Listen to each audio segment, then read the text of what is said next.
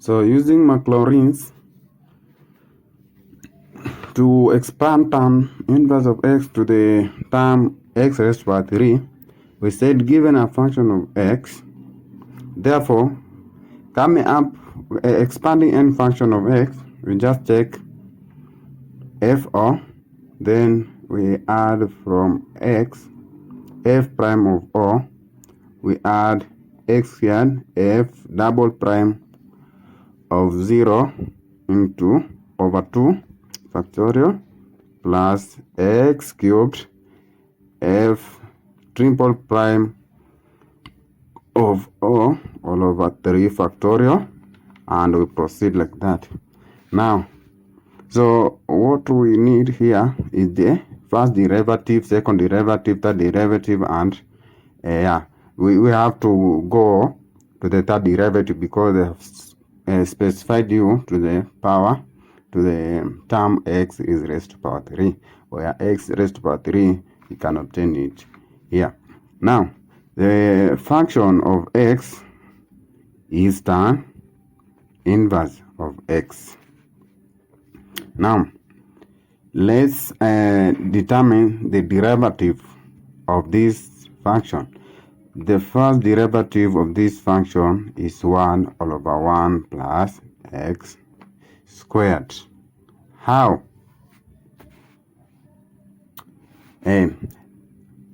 This is due to what? When you integrate this function, it has to give you tan inverse of x. So let's take an example integrating this function, 1 over 1 plus x squared dx. We use trigonometric substitution here. We let x equals to tan theta. Therefore, this one it will be just 1 over what? 1 plus tan squared of x dx. But we have to look for the x. How do we get the x?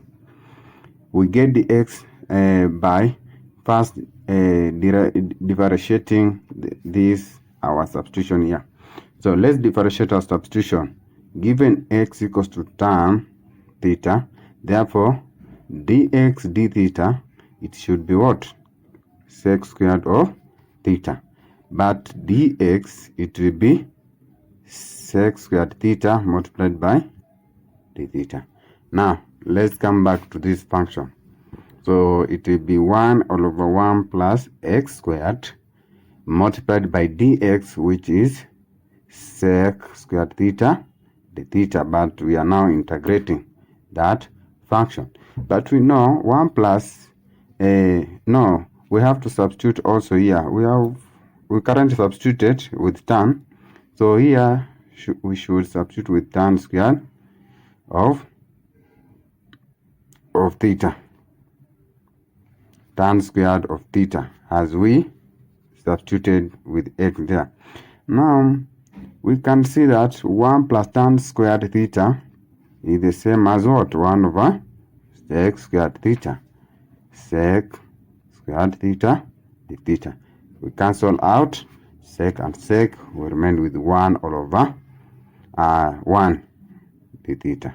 So integrating 1 in terms of d theta, it's just theta plus what? We plus constant c. Just theta plus constant c. But our function was in terms of x. You can see this function is in terms of x. We can see it very well. But we substituted x with what? Tan theta. What is our theta there? If x equals to tan theta, what is our theta? So theta to be tan inverse of x. So we can see that, meaning that when you integrate, when you differentiate tan inverse of x, the result is 1 over, the result should be 1 over 1 plus x squared. And when we integrate this one, we have to come back to tan inverse of x. But when we differentiate this, we go back to, I think you have understood what I'm talking about. So let's come back to our problem. Now we can see that the second derivative of x is 1 over 1 plus x squared. Yeah, so let's continue with the second derivative of x. So this is the same as, but this one can be further written as 1 plus x squared power negative 1, this function. So let's differentiate. We take negative 1 times the coefficient of the outer function. We can see we can use chain rule to differentiate this. So we take the power, we multiply by the coefficient of the outer or the larger function, which to be negative 1. Negative 1, then we just rewrite the function as 1 plus x squared, then minus 1. We take minus 1, minus 1. Again, the power is minus 1, which it will be minus 2. Then we multiply by the derivative of the inner function. The inner function, the derivative of 1 is a constant. 1 is a constant, so therefore the derivative of 1 should be 0. Then plus the derivative of x squared, which is 2x. When we take 0 plus 2x, it will remain with 2x. 2x is the derivative of x squared. Now let's rewrite it well so that the function, the second derivative of that function, it should be minus 2x into what? 1 plus x squared power negative 2. Now let's find the third derivative, and this it will be our last derivative according to the question. To the, you can see here the power 3 is in the third derivative. So let's find the third derivative. The third derivative, we can see now here we have two. We can see here we have two functions. So this function and this function. So we have this product of two functions. So since there's product of two functions, we have to apply the product rule, which is say we take the derivative of the first function. The derivative of minus 2x is minus 2 multiplied by the second, which x squared power minus 2, then plus the derivative of the second, we multiply by just the first function. The derivative of the second function to be minus 2, we multiply by the coefficient of the function, which is 1. So when we take minus 2 multiplied by 1, assuming this is the function which we are talking about. Now we take the power multiplied by, we use chain rule to differentiate this one as we did earlier. Now we just take negative 2 multiplied by the coefficient of this function, which is 1, assuming there's no this function. So negative times 1, it will be negative 2. The negative 2, we multiply this by 1 plus x squared. Then minus 2 minus 1 to be minus 3. Then we multiply by the derivative of the inner function, which is 2x, not minus 2x. Then multiply by minus the first function, which is multiplied by minus 2x. This is the derivative. This is the derivative of the second function. Then we multiply by the first function, which is minus 2. So finally, our end result should be the derivative of fx should be what? So it will be minus 2. So all over what? We can write this one power negative as 1 plus x squared power 2. Then we plus minus 2 times 2 is 4. Then times minus, it will be positive 8 x squared all over what? 1 plus x squared raised to power 3. This is just the same as divide by power negative, just divide by.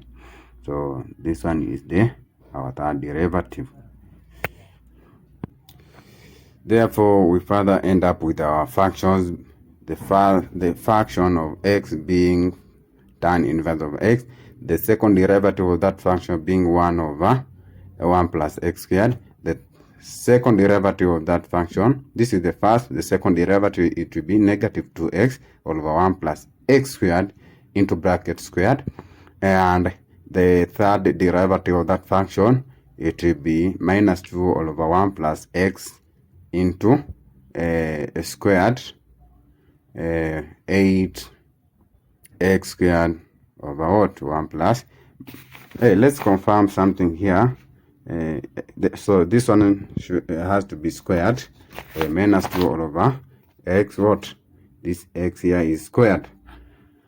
So, but in our case, we are not interested with function of x, but we are interested with function of x when x equals to 0. Now, what is the result? So we'll say it's just tan of inverse of 0.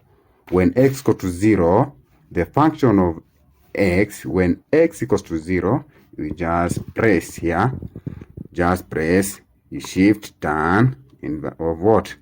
Of 0. The result to give you 0. So the tan inverse of that, it will be 0. Let's go to the second. So it will be 1 over 1 plus x squared. When x equals to 0, 0 squared is 0, 1 over 1. So the second derivative of x, when x equals to 0, the result is 1. Let's go to the third function. When x equals to 0, minus 2x, minus 2x.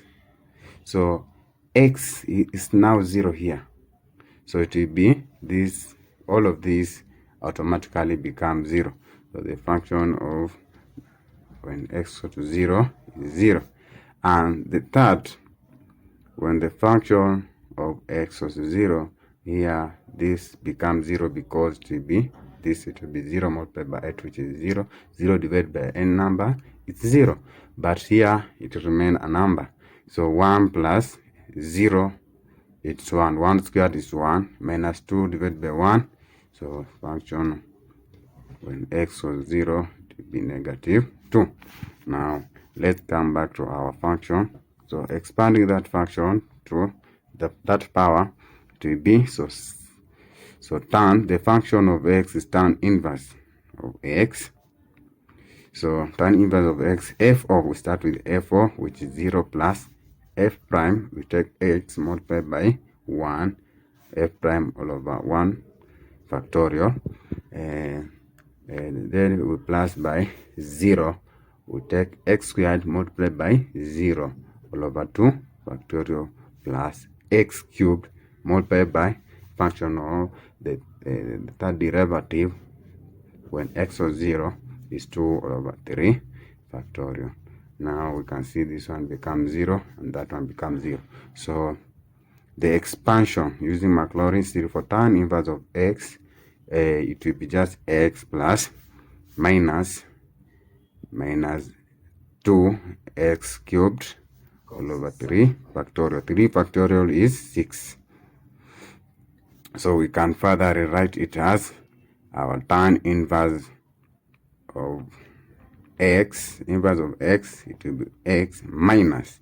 So by 2 and by 2, 3. It will be minus x cubed over 3. And this one is our expansion to that term, x equals to x power 3.